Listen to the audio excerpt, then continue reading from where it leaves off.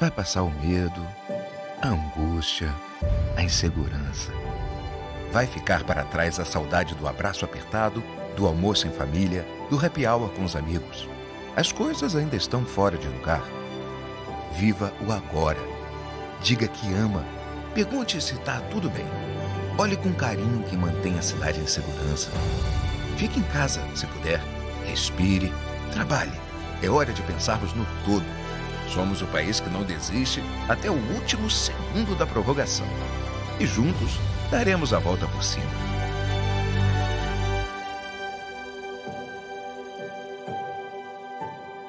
Tudo isso vai passar.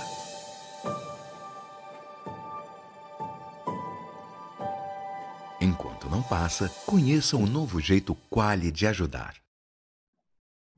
Boa tarde a todas e a todos. Estamos iniciando o painel 74, cujo tema é o sistema carcerário e a responsabilidade dos operadores do direito.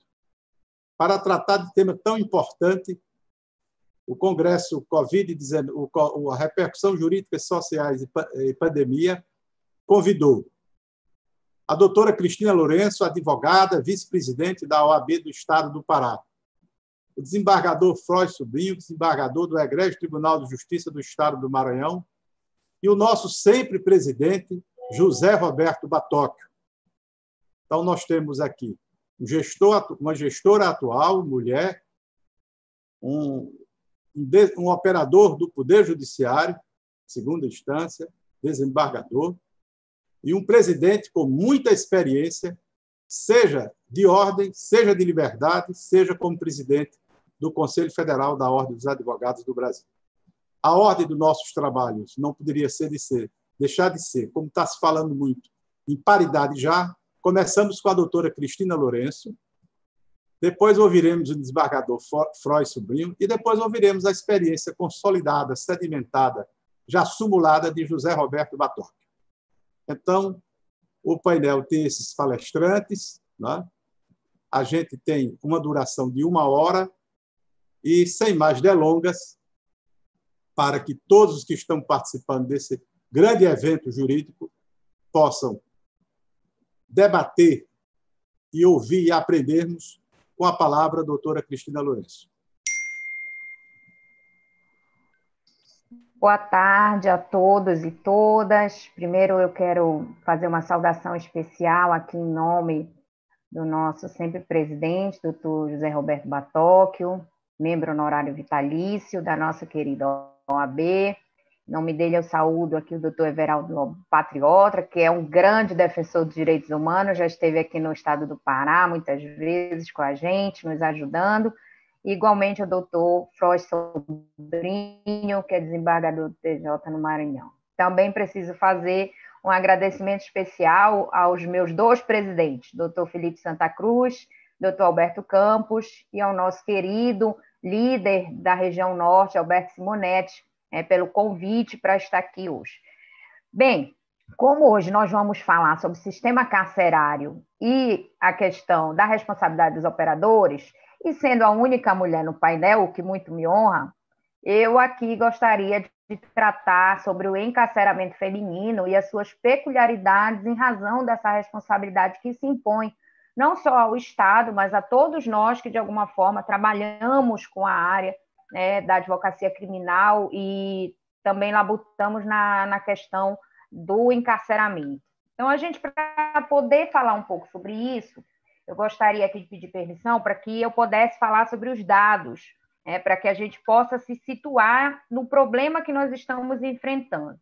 Bem, o problema carcerário é de todos conhecido, né? Mas quando a gente está falando de mulheres, a gente está falando aí de 714 mil mulheres presas no mundo, em comparação com 10 milhões de homens. Então, nós temos aí uma grande diferença. Nós temos, entretanto, evidenciado um crescimento de 53% dessa população feminina em todos os continentes desde 2000. Aproximadamente, porque a gente está falando de mulheres, a gente vai ter que falar de filhos, há também aproximadamente 19 mil crianças vivendo em prisões com essas mães.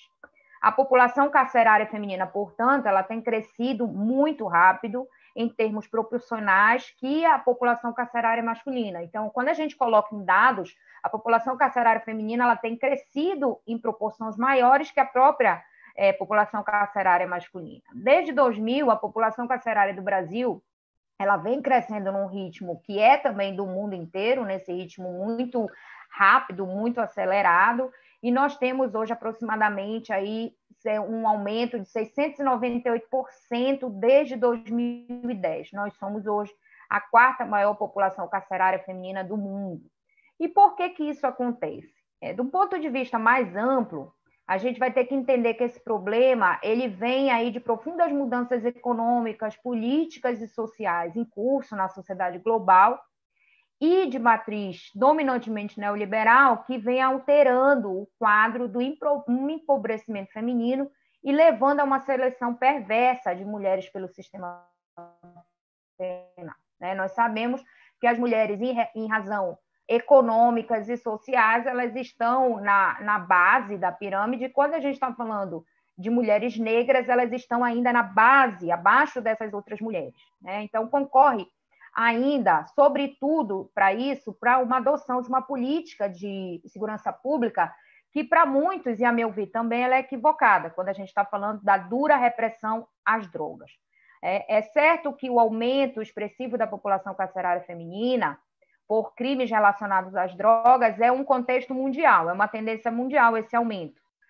E elas são sentidas principalmente por mulheres dos países latino-americanos, onde a gente tem aí 64% das mulheres presas em penitenciárias latino-americanas detidas por causa de drogas. E no Brasil a gente tem aí um percentual de 62%. Então, a gente precisa falar do perfil dessa mulher presa. O perfil da mulher presa reforça o que a gente já conhece em relação ao perfil dos presos em geral.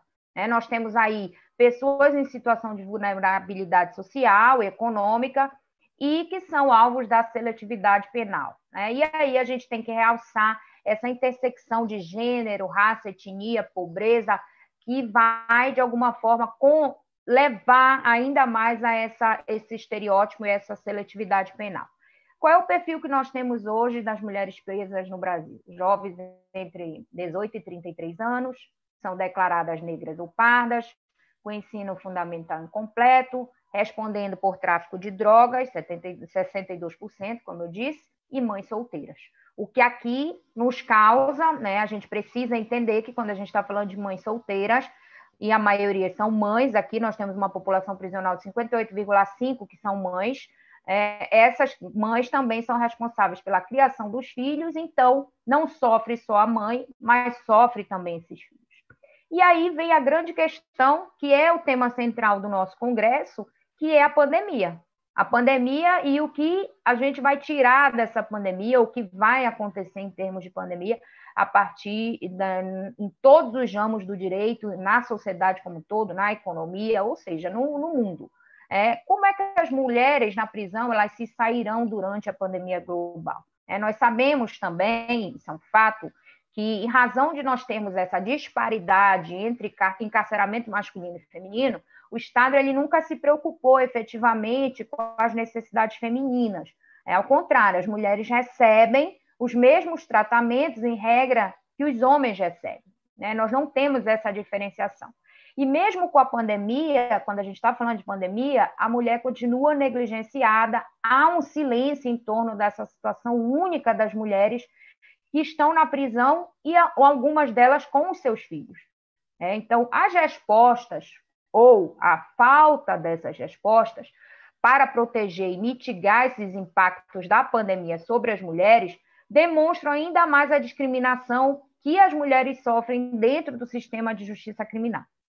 E a pandemia, ela deve ter aí que levar em conta os governos, e todos nós precisamos levar em conta que a pandemia, ela sim traz uma raiz mais profunda em relação ao que a gente já conhece de discriminação em relação às mulheres.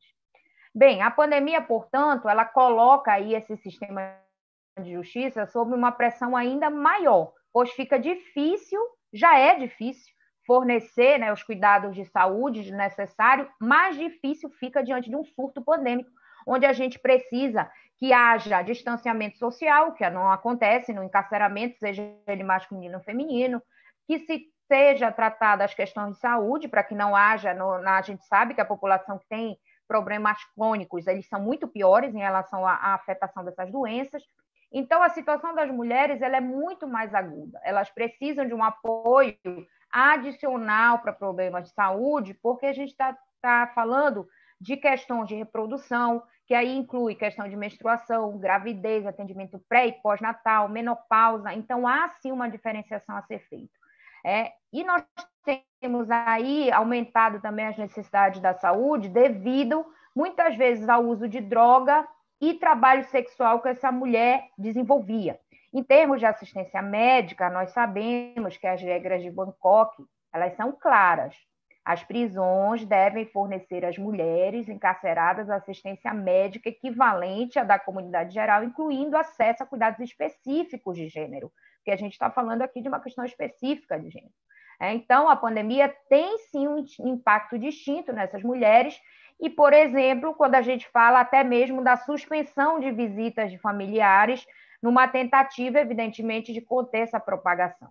Nós sabemos que isso tem um impacto muito grande para as mulheres, porque as próprias regras de Bangkok, por exemplo, elas dizem que esse contato ele deve ser incentivado e facilitado, porque isso, inclusive, mexe com a saúde mental dessas mulheres. Quando elas não têm o contato com os filhos, ela não tem contato com a família de alguma forma, e essencialmente com esses filhos, essa proximidade. Então, interromper esse contato também afeta significativamente a saúde mental dessas mulheres. Bem, diante disso, o que aconteceu? Nós tivemos aí recomendações. No âmbito internacional, tem sido crescente a preocupação com a tutela dos direitos fundamentais das pessoas privadas de liberdade e, principalmente, dessas mulheres. A OMS publicou um manual aí contendo medidas para enfrentamento, no qual ela fala sobre a questão das mulheres. Também nós tivemos, no dia 10 de abril, a Comissão Interamericana aprovou uma resolução, que é a 1/20, recomendando também a adoção de medidas. E quando a gente está falando de Brasil, a gente tem aí a resolução número 62 do CNJ, que nos parece muito tímida, para enfrentar problemas dessa complexidade e que se dirige, se a gente puder falar em termos muito mais simples, ela se limita aí à avaliação da condição e necessidades especiais do preso, essencialmente levando em consideração as razões familiares, mulheres gestantes ou lactantes, pessoas responsáveis por crianças de até 12 anos e pessoas com deficiência. Quando a gente está falando de vulnerabilidade social, quando a gente está falando de grupos de alto risco, quando a gente está falando de estabelecimentos precários, que não dispõem de atendimento de saúde, aí a gente tem um problema, porque quase todos eles não dispõem, encontra-se sob a ordem de interdição ou não tem instalações para que a gente tenha condição de fazer esse distanciamento, e aí a gente tem novamente esse problema. Então, essas condições, elas são urgentes para a gente considerar, só que é de difícil execução na prática, pois elas vão pressupor uma revisão dos processos por iniciativa dos próprios magistrados, Ministério Público, advogados e defensores públicos. Então, na prática, há uma dificuldade. Nós temos também uma dificuldade que tem sido que, embora a recomendação 62, ela tenha trazido as situações específicas de necessidade de reavaliar, a gente tem visto que algumas decisões judiciais elas não têm acatado a resolução, não têm acatado a recomendação. Por isso que a gente diz que ela é tímida. Ao contrário, você tem decisões contrárias à recomendação que estão sendo proferidas no Brasil como um todo. Não há uma região que possa dizer ali não estão acatando. Não estão acatando no Brasil como um todo essa recomendação. Então, ela acaba sendo uma recomendação que ela é subjetiva, que vai permitir que o magistrado ele possa ou não acatar. E aí o fato é que o chamado sistema prisional, o nosso chamado sistema prisional, ele tem aí um problema por causa das diferentes instâncias de poder que não conseguem concordar com essas medidas necessárias, e isso a gente vê até em plano de governo, estado e município, quando um diz que é para fechar, o outro diz que é abrir. Então, imagine quando a gente está falando de sistema penitenciário. E, com isso, a gente está incorrendo em sérias violações dos direitos. Nós temos mulheres grávidas ou mães de crianças com até 12 anos que estão com pedidos negados de conversão de prisão preventiva para domiciliar. Nós temos aí várias situações que isso não está sendo feito, essas mulheres não estão sendo apreciados seus pedidos para essa conversão, o que a recomendação propõe também, os mecanismos de defesas internacionais também propõem que seja feito assim, e, portanto, a gente precisa garantir que esse grupo mais vulnerável ele tenha a liberdade assegurada. Só que aí surge um outro problema, né? Porque a gente está falando de mulheres que vão sair, que nós queremos assegurar a elas que elas possam sair do encarceramento, porque elas estão num grupo de vulnerabilidade. Porém, quando essas mulheres também são libertadas, os desafios não terminam, porque os desafios continuam aqui fora. E quando a gente está falando de um momento de pandemia, nós temos desafios que são aí amplificados por 3, por 4, por 5. Nós temos aí situações de violência doméstica, que nós sabemos que estão absurdamente maiores, e 90% dos casos estão aí relatados em relação a essa questão. Então, nós temos um trabalho em relação às mulheres que estão dentro do cárcere e essas mulheres que precisam sair do cárcere pela situação de vulnerabilidade que se encontram, e a gente precisa resguardar esse amparo a essas mulheres que vão sair. Em resumo, o que a gente pode falar num resumo? Que a gente precisa aqui pensar em algumas situações que são urgentes. Nós precisamos reduzir as populações prisionais, isso é um fato. Isso não se deve à pandemia, isso já vem lá de trás. Nós temos aí um quantitativo de prisão provisória que é inconcebível você ter dentro de uma situação de sistema prisional. Então, nós precisamos proteger as pessoas que estão presas em razão dessa pandemia e mitigar essas respostas, esses impactos, principalmente as mulheres. Nós temos que trabalhar com coleta de dados sobre o impacto aproveitar isso e saber e coletar os dados que possam ser fiáveis a essa questão das mulheres presas e conflito com a lei.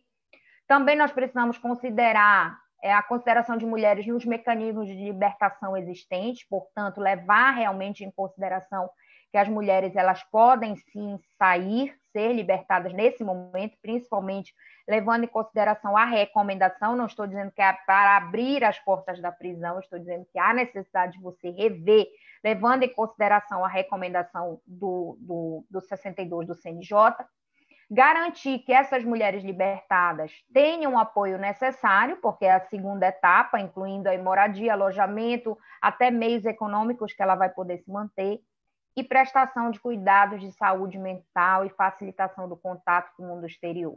Porque vai caber a todos nós uma pergunta que é o cerne aqui desse painel.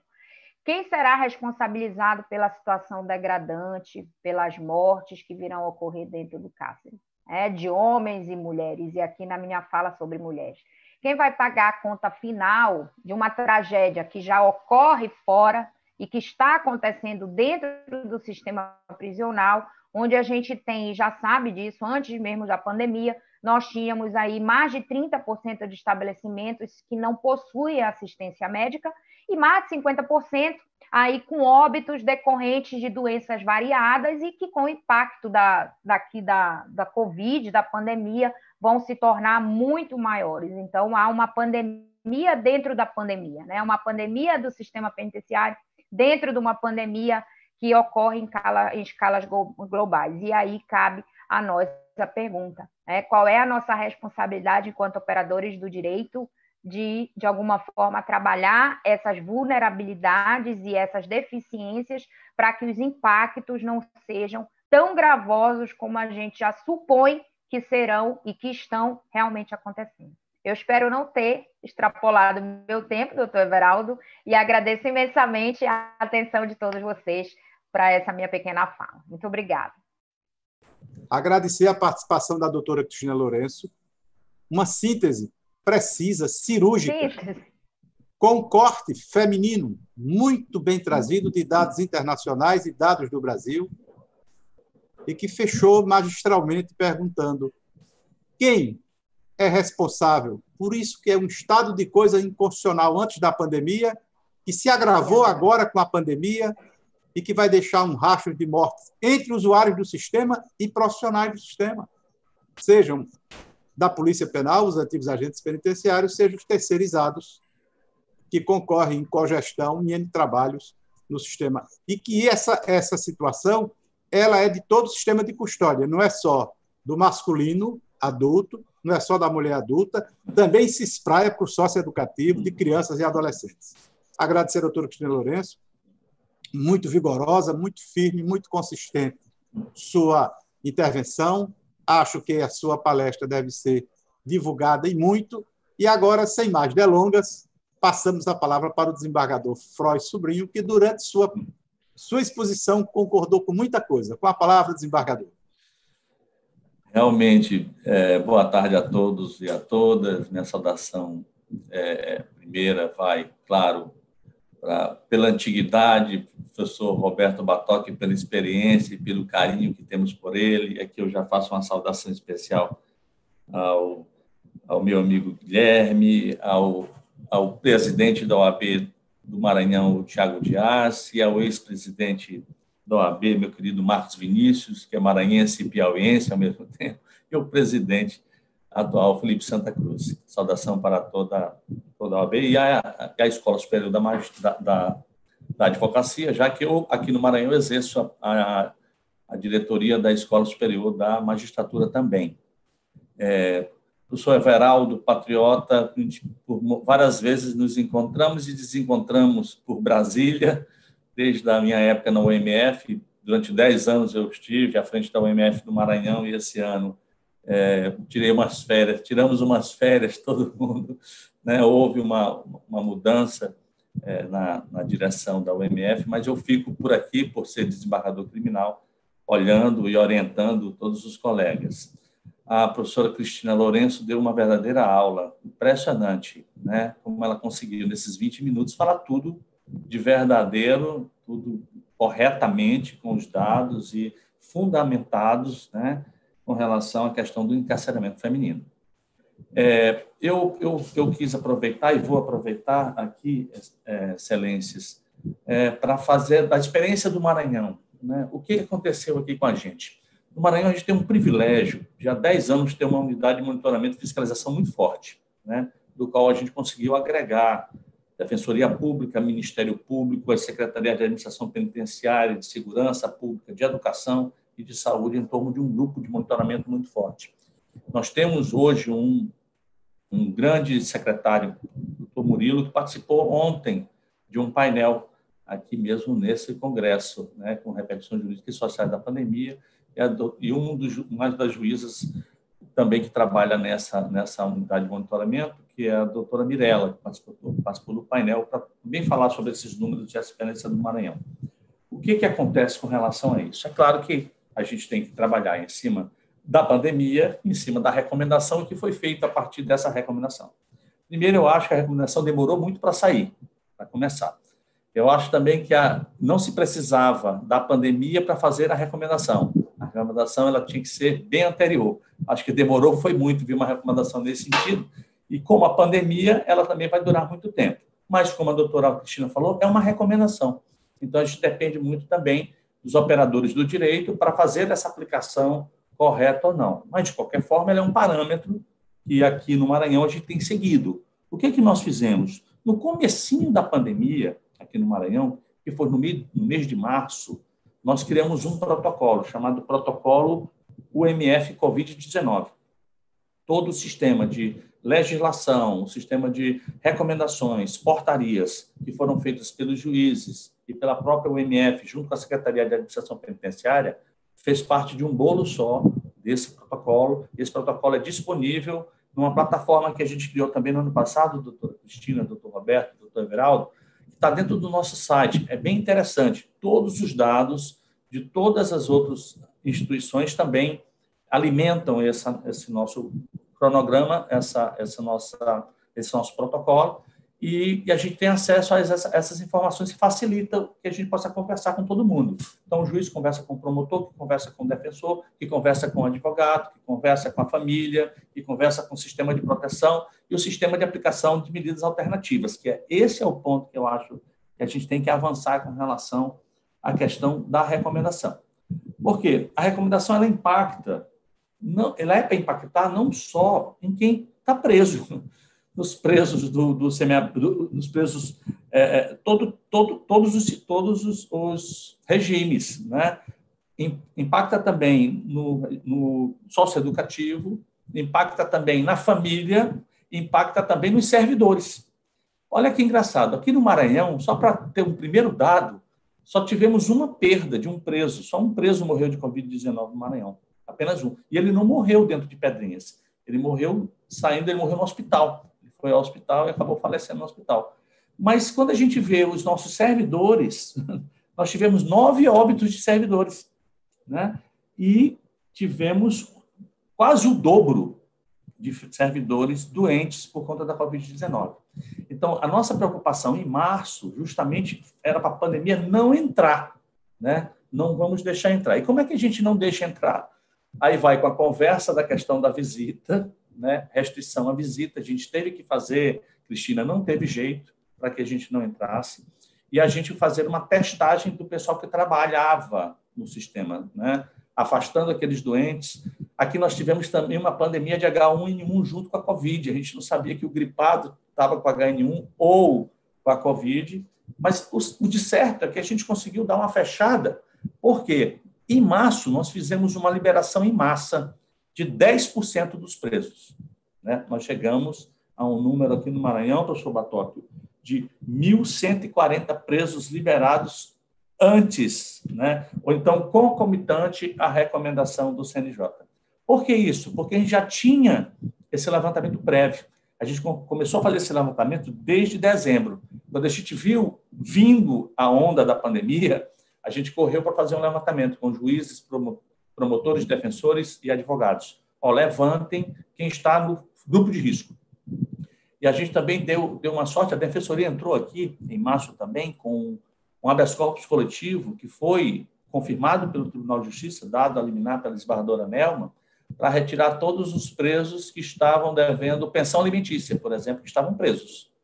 A gente conseguiu liberar. Então, liberamos esse grupo, liberamos os grupos dos idosos, é claro, retirando aquilo que a recomendação fala, dos crimes dolosos contra a vida, né? Fazendo essa diferenciação. Foco total nas mulheres, Cristina, que as mulheres que estavam sob esse olhar, né? Dessa lista do grupo de risco, eu disse assim, a lista de Schindler, eu até apelidei aqui que era a lista de Schindler, né? Vamos retirar esse povo daí da câmara de gás, né? E vamos botar eles aqui para fora.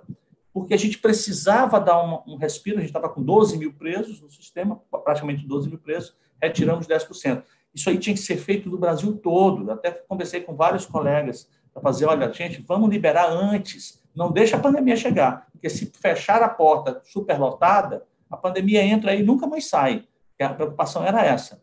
Também foram distribuídos remédios, né? Vermífugo, azitromicina, né? Um protocolo médico que foi da Secretaria de Saúde do Maranhão, né? Nós também conseguimos no começo isso aí, não foi depois. Então, eu acho que isso foi um sucesso desse parâmetro. Mas a gente incluiu idosos, gestantes, pessoas com doenças crônicas, imunossupressoras, doenças respiratórias, comorbidades pré-existentes, né?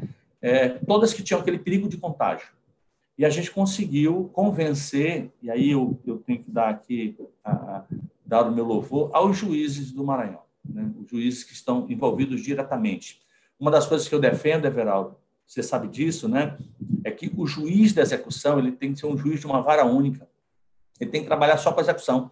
Ele é um juiz diferenciado. Ele não é um juiz do processo penal. Ele é um juiz da execução penal. Tem outros vieses, outros fundamentos. Então, isso facilitou muito, porque, ao invés de trabalhar com uma quantidade grande de juízes, nós trabalhamos com uma quantidade menor de juízes, que eram juízes que estavam diretamente na execução penal, né? Nas 2 varas que nós temos em São Luís, né? E as varas do interior, porque a gente regionalizou aqui, nós temos 6 juízes de execução, praticamente, acho que 6 ou 7 no interior do Maranhão, e a gente trabalhou com esse grupo fechado de juízes, com o apoio da Defensoria Pública, o apoio do Ministério Público e com os advogados. Então, a gente identificou e vamos. É claro, e ficamos, depois dessa liberação, ficamos vendo caso a caso, né? Alguns casos chegaram, inclusive, a habeas corpus no tribunal. Na minha Câmara, vários habeas corpus foram negados ou concedidos, mas já no auge da pandemia. Já em um outro olhar, na verdade, foi um outro olhar que foi colocado, já que a gente estava com muito medo dessa porta de entrada, já que os servidores foram impactados.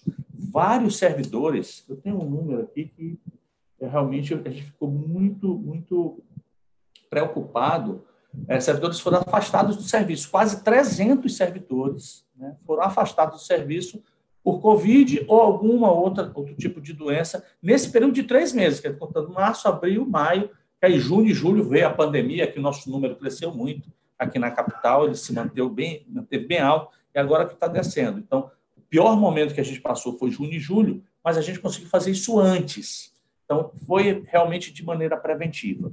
E agora a gente está fazendo esses caso a caso, discutindo, a gente tem um chat, um grupo de colegas, a gente vai trocando ideias, e assim, o caso que não se consegue resolver no primeiro grau, ele vira um habeas corpus, por exemplo. Um habeas corpus, um mandado de segurança. A Defensoria tem feito isso, os advogados têm contribuído com isso, né, com essas ações, e o tribunal é muito sensível. É impressionante como o Tribunal do Maranhão se sensibilizou à proteção, tanto que o Maranhão teve esse número mínimo de um morto, um óbito por Covid nesse período todo dessa pandemia aqui que nos assola. Esse período de crise, né, que como a Cristina falou muito bem, é permanente, né? O sistema carcerário vive em crise permanente. Não adianta. Eu ficava falando aqui em março, né, de assim, ó, vamos fazer essa liberação, gente. Sabe por quê? Se entrar essa Covid, vai ter uma rebelião. Imagina uma rebelião no meio da pandemia. Então, a gente tem que dar uma amenizada no sistema, né? Deixa o sistema respirar. A gente também teve auxílio da Secretaria de Assistência Social e de Administração Penitenciária, que nós criamos novos grupos junto à segunda vara daqui de São Luís para acompanhar a aplicação das medidas alternativas à prisão, né? Porque apareceu também um aumento da Lei Maria da Penha, Cristina, imagina. Apareceu um aumento, quer dizer, em casa da Lei Maria da Penha, que a gente teria que encarcerar. Teria que encarcerar, ou criar outra estrutura para a gente proteger a mulher na sua casa, né? Nós temos exemplo de presas que saíram com a aplicação da recomendação para a sua casa e sofreram abuso em casa, né, no retorno delas. Então, olhar especial para essa mulher, criamos uma equipe para fazer esse tipo de acompanhamento, e aí, alguns casos resultaram, inclusive, da morte, na prisão do agressor, né, que estava na casa dela, para a permanência dela em casa. A gente teria que deixar ela em casa. E, claro, aquelas que amamentam, a aplicação aquele conflito da Lei Maria da Penha com a aplicação da regra de Bangkok. Aí nós temos que ter, claro, né, vamos dizer assim, um trabalho com juízes e promotores e o trabalho de fora dos defensores e advogados para auxiliar nesse nosso trabalho. Também nós fizemos muito concessão de medidas, prisões domiciliares, né? O foco era a aplicação de medidas alternativas sem prisão domiciliar. A gente ficou com medo da prisão domiciliar impactar no problema da Covid.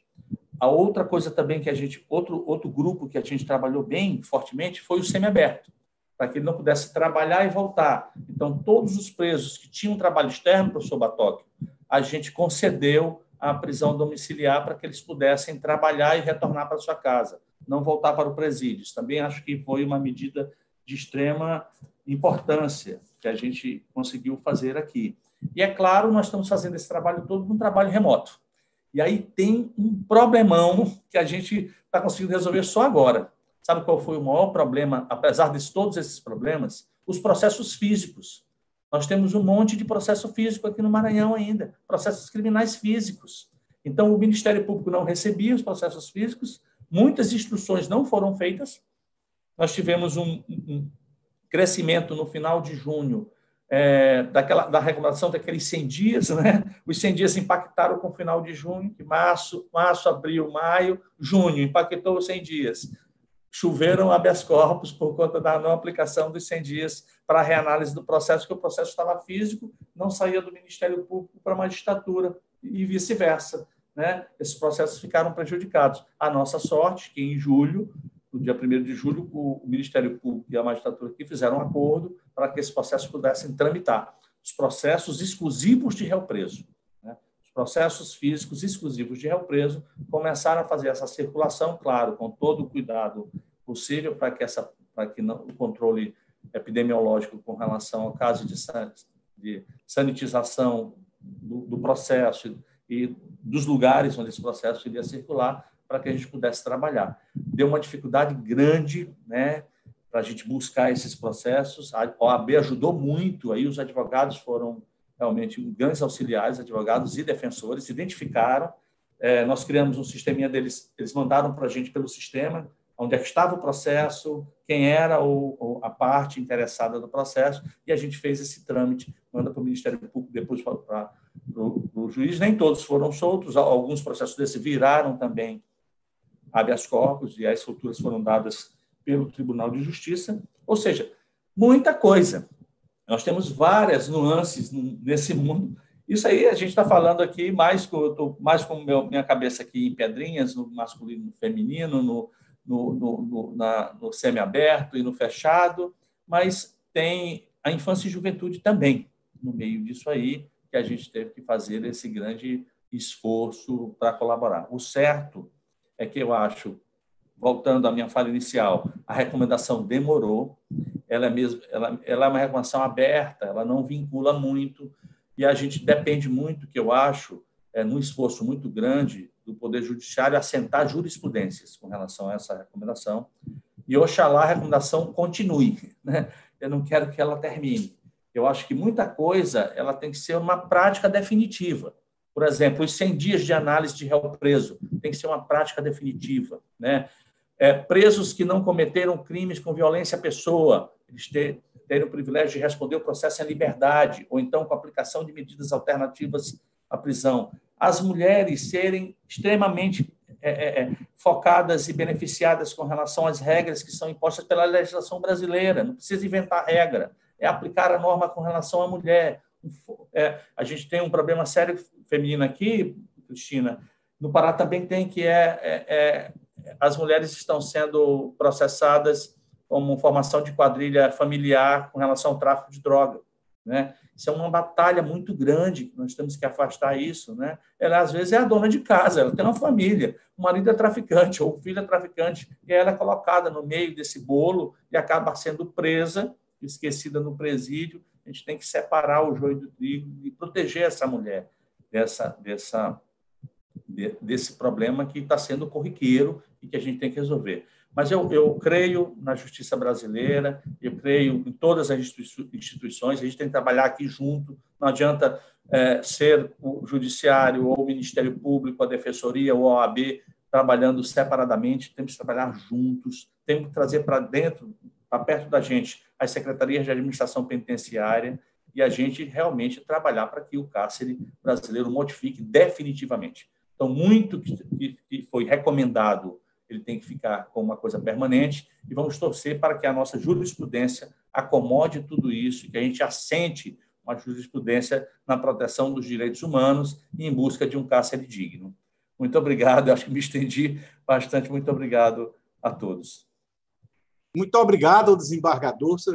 Como foi feliz o presidente Felipe Santa Cruz em fazer esse congresso de repercussões jurídicas e sociais da pandemia. Como foi bom a ESA fazer isso, o camarada Rony. Por quê? Uma experiência rica como a do Maranhão. Já imaginou se tudo isso que foi feito no Maranhão tivesse 100% virtualizado? Quanto de efetividade, quanto mais de incidência da recomendação? O Maranhão que antecipou-se. Que experiência rica. Esse país é um continente. Então, nem tudo está perdido. Vem uma experiência dessa com o quê? A gente ouvir de um magistrado que nós precisamos tornar permanente uma recomendação que já foi tardia. Por quê? Porque não é possível. A exceção é que é a prisão, a regra é da liberdade. Para que essa cultura de populismo penal, de encarceramento em massa, terceira população carcerária do mundo, 800 mil pessoas presas? Quantas não poderiam estar em medidas alternativas, com a tornozeleira, numa prisão domiciliar, caso dos semiabertos, em plena pandemia? Então, desembargador, quero lhe agradecer muito pela experiência riquíssima trazida do Maranhão, e fazer um lamento que vocês não estejam 100% virtualizados, porque se tivesse, não teria sido só 10%, 1.200, com certeza teriam passado em 2.000 ou 2.400 a serem liberados. Então, agradecendo demais sua participação, agora deveremos nos acalmar para ouvirmos o nosso batonier, Dr. José Roberto Batóquio, a quem tem a palavra agora. As trincheiras libertárias da nossa Ordem dos Advogados do Brasil, sejam as minhas primeiras palavras de saudação e homenagem ao ilustre advogado alagoano que tanto dignifica e honra a advocacia deste bravo estado da nossa federação. Quero dizer da minha alegria e do meu prazer de estar participando deste evento, neste conclave magno, que é os efeitos jurídicos e sociais da pandemia da Covid-19. Cumprimento, saúde e homenageio também a doutora Cristina Lourenço, com quem pude ter a oportunidade de muito aprender na tarde de hoje, por sua magnífica exposição, entremeada de concretos e empíricos dados, com propostas altamente valiosas, significativas, e com uma prospecção de futuro que a todos nós toca e que a todos nós interessa. Cumprimento e saúdo também o eminente desembargador Frost Sobrinho, com quem não menos tivemos a oportunidade de aprender, e, sobretudo, quero felicitá-lo por esta conduta e por estas medidas tomadas pelo Poder Judiciário do seu Estado, o Estado do Maranhão, e que efetivamente constitui uma conduta e uma postura digna de ser copiada pelas demais unidades da Federação, sobremodo aquelas que resistem a acatar esta recomendação 62 do Egrégio Conselho Nacional de Justiça, que encarna efetivamente, digamos assim, a melhor abordagem do tema que nos é proposto, ou seja, este infausto acontecimento da pandemia que nos assola a todos aqui no nosso país. Em 2011, nós tivemos a oportunidade de realizar a Conferência Nacional da Ordem dos Advogados do Brasil em Curitiba, no Paraná. E o painel que me tocou naquela oportunidade, que me coube, foi muito parecido com este, à exceção do fato de que não tínhamos, felizmente, naquela época, a pandemia do coronavírus. Então, naquela oportunidade, participaram deste painel da 11ª Conferência Nacional da Ordem dos Advogados do Brasil o então Procurador-Geral da República, Roberto Gurgel, ministro Marco Aurélio, do Supremo Tribunal Federal, o então ministro da Justiça, Zé Eduardo Cardoso, eu, modestamente, e nós tivemos a oportunidade de discutir este problema da infecciosidade, em outro nível, é verdade, mas da infecciosidade, da contaminação do sistema carcerário, do super demograficamente lotado e repleto sistema carcerário do nosso país. Bem, naquela oportunidade, nós tínhamos cerca de 500 mil presos no Brasil. Então, nós podemos fazer um cálculo para situar o tema que nós estamos a abordar no tempo e no espaço, né? Nas dimensões passado, presente e futuro, e também localizar a discussão num determinado espaço físico. Nós tínhamos, no sistema carcerário brasileiro, dizia eu, 500 mil reclusos. E, em uma década, nós avançamos para algo entre 750 e 800 mil presos no nosso país. Eu prefiro escolher uma cifra aproximada, porque este contingente é muito variável, diuturnamente, inclusive. É como o número de mortos e de contaminados pelo coronavírus. Cada dia nós temos, digamos assim, uma estatística que é divulgada pelos meios de comunicação. Bom, mas então digamos que nós tenhamos hoje 750 mil presos no nosso sistema carcerário. Nós temos vagas construídas, pensadas, planejadas e implementadas para 450 mil presos. Portanto, nós temos um déficit de 300 mil vagas. E o que isto provoca, digamos assim, no recinto dos estabelecimentos prisionais? Não é? Quais são os efeitos, digamos assim, colaterais gerados por este déficit de vagas prisionais? Bem, naquela época, 2011, eu tive a oportunidade de lembrar que o tema já não era novo. Não é? Este é um tema recorrente, que sofre insistentes e recorrentes abordagens em toda discussão que versa sobre direito penal. Vamos começar lá atrás, com Cesare Bonezana, o Marquês de Beccaria, que já dizia, olha, prisão desnecessária é tirania. Eu repito as palavras do Marquês de Beccaria. Prisão desnecessária é tirania. Prisão antes de sentença definitiva não se justifica moralmente. Então, estas advertências, estas exortações vêm atravessando os séculos. E parece que alguns setores dos operadores do direito são refratários a este tipo de exortação científica.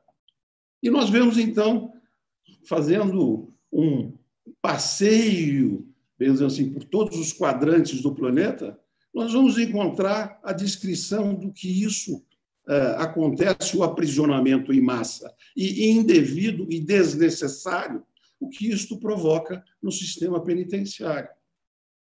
Tomemos, por exemplo, o que narrou o nosso Fyodor Dostoiévski, na sua obra monumental, A Recordação da Casa dos Mortos, ou mesmo no Humilhados e Ofendidos, né? Onde ele disse que, depois de participar do planejamento do atentado contra Nicolau I, imperador da Rússia, juntamente com Pachevsky, ele foi condenado à morte e teve a pena commutada e foi descontá-la na Sibéria, no presídio de Omsk. E narra como era o cotidiano da vida prisional. Já havia superlotação naquele momento. E eu vou falar da superpopulação para depois abordar o problema da pandemia em face deste fenômeno da superlotação. Então, dizia Dostoiévski, olha, eu tinha que dormir com 30 pessoas em 3 tábuas de um beliche, porque simplesmente não havia espaço para que todos ficassem em decúbito para o repouso noturno, né? De uma maneira mais confortável e apropriada. Né? Veio o Alexander Solzhenitsyn, só para ficar ainda na União Soviética, na antiga União Soviética, né? E no arquipélago Gulag narra outros tantos horrores. E o seu co-estaduano, Everaldo Patriota, o Graciliano Ramos, não é? Na Memórias do Cárcere, e homenageio aqui a brava e valente Alagoas, da nossa federação, que tantos valores deu para a brasilidade. Todas essas narrativas são antigas e atravessam os tempos, não é? Até nós chegarmos nessa dramática situação de termos hoje 750 mil presos. Na verdade, a cifra se situará entre 750 e 800 mil, conforme mencionou a doutora Cristina.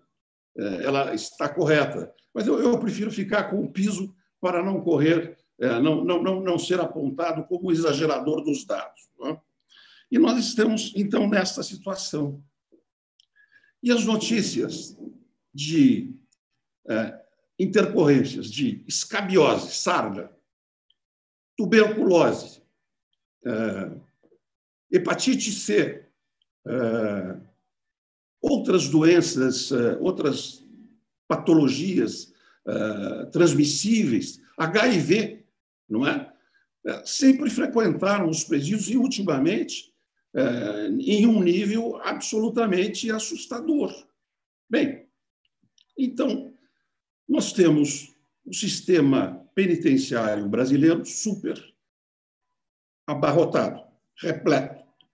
Nós temos, então, o bom senso que emana, que transpira desta recomendação 62 do Conselho Nacional de Justiça, dizendo, olha, vamos reservar as vagas dos presídios, que já são poucas, para os casos de inexorável necessidade.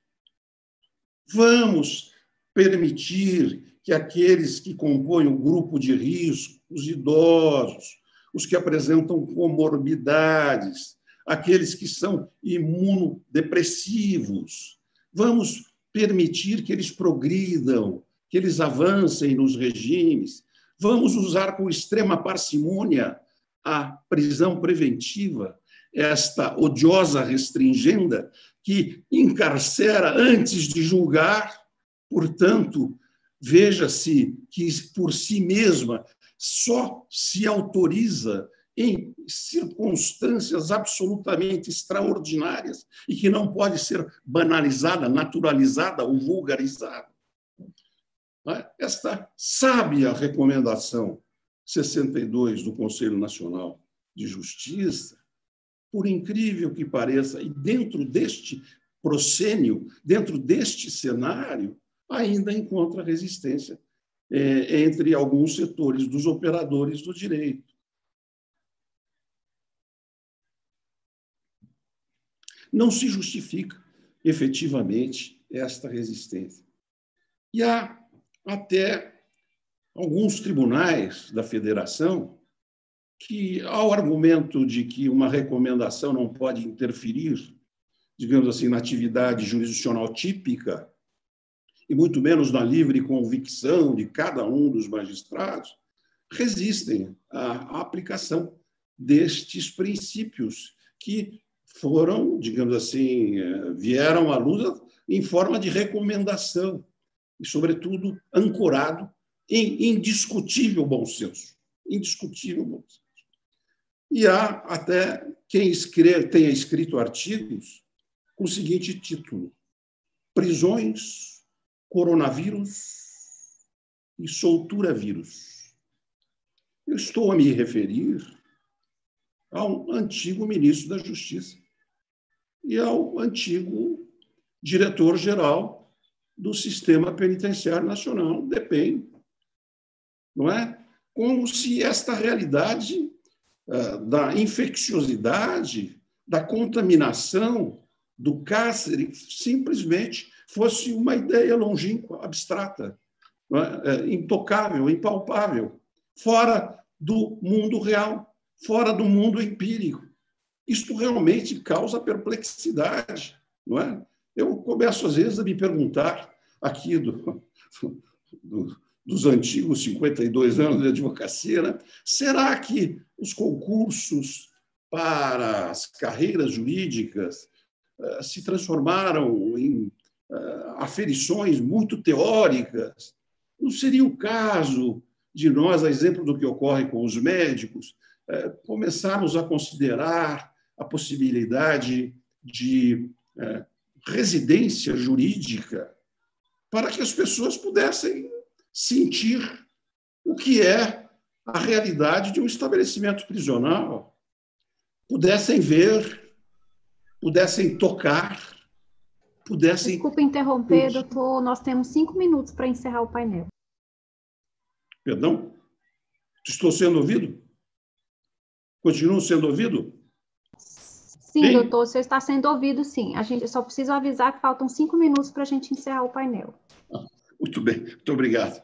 Obrigado pelo aviso. Então, causa realmente espécie que haja, digamos assim, setores que resistam a este apelo do Conselho Nacional de Justiça. Vejam, Aristóteles nos ensinou, na lógica formal, que duas assertivas contrárias, lançadas numa mesma relação de espaço e tempo, não podem ser verdadeiras se forem contrárias uma à outra. Isto é uma caneta. Isto é um giz. Uma das duas é falsa. São contraditórias, pois, não é? Então, eu quero colocar o raciocínio aristotélico aqui nesta questão da recomendação 62 do Conselho Nacional de Justiça. Vejam, senhores, qual é a recomendação, qual é o conselho da ciência para a profilaxia, para a prevenção da contaminação pelo coronavírus? Distanciamento social, mínimo de 1,5 metro, 3 metros e tal, e isolamento. Não é isso? E o que é que nós temos na realidade carcerária brasileira? Aglomeração e ausência de espaço. Qual das duas é verdadeira? E qual das duas é falsa? É claro que a assertiva verdadeira é aquela que manda observar o distanciamento. Mas distanciamento só para a Casa Grande? Para a senzala presidiária? Para a senzala dos presídios? Não. Lá não precisa de distanciamento social. Nós teremos lá apenas um argumento de soltar quem não pode ser solto através do soltura-vírus. Vejam, a incoerência, a incongruência, a anticientificidade desta postura, não é? Causa realmente muita espécie. Bem, o tempo é curto, infelizmente, nós temos que resumir ao máximo, e eu quero terminar as minhas palavras retomando o que disse a doutora Cristina Lourenço ao terminar a sua brilhante exposição. Quem será responsável por isso? Não é? Uma das obras de Shakespeare, há um personagem em uma dessas obras que diz o seguinte: o bem que o homem faz vive depois dele, sobrevive a ele próprio. Não é? E o espírito irreverente italiano parodiou esta afirmação do poeta bardo inglês para dizer o seguinte: il male che l'uomo fa vive dopo di lui. Ou seja, o mal que o homem faz também vive depois dele, sobrevive a ele. Então, nós teremos, pelos meios que tornam indeléveis os registros dos acontecimentos na nossa sociedade, nós teremos os responsáveis pelo cenário dantesco que nós podemos assistir, de caminhões frigoríficos saindo dos presídios. E não preciso detalhar o que eu quero dizer com isso. Tal será a dizimação da população carcerária pela propagação desta terrível patogenia que é o coronavírus. E os responsáveis, cara doutora Cristina Lourenço, estarão todos nominados nos anais dos pretórios, dos tribunais, da história e, quem sabe, do Tribunal Penal Internacional, sediado em Haia, na Holanda, que foi criado pelo Tratado de Roma, não é? Eu espero que o bom senso prevaleça e que nós possamos entender de uma vez por todas que a prisão, o enclausuramento corpóreo não pode continuar a ser o único eixo do direito penal moderno do século XXI. É o que eu tinha a dizer, com os agradecimentos que faço por participar desse conclave. Quero agradecer a todos os palestrantes e fazer um agradecimento bem especial ao Batóquio, esse samurai da liberdade, que trouxe uma experiência consolidada. O problema não é de hoje. E para homenagear o que ele trouxe de Dostoiévski, dizer que 18 de fevereiro, a Coordenação de Acompanhamento e Assistência Carcerária do Conselho Federal da Ordem esteve na PANC, Penitenciária Agrícola Monte Cristo, em Roraima. 474 vagas. Tinha 2.036 almas penadas ali, custodiadas. 600 com sarna escabiosa. TB, hanseníase, AIDS, tudo junto. Fomos ver 28 internados no Hospital Geral de Roraima porque não trataram a sarna no presídio e a bactéria entrou nos tecidos, eles estavam com os tecidos em decomposição. Essa realidade que perpassa do tempo de Dostoiévski ao século XXI. Muito obrigado a todos os expositores, a doutora Cristina, o desembargador Frois, e ao desembargador Zé Roberto, e ao Zé Roberto Batóquio, a Esperança Batóquio, porque as pessoas de ontem, de hoje e de amanhã estarão vigilando a liberdade. Um abraço no coração de todos.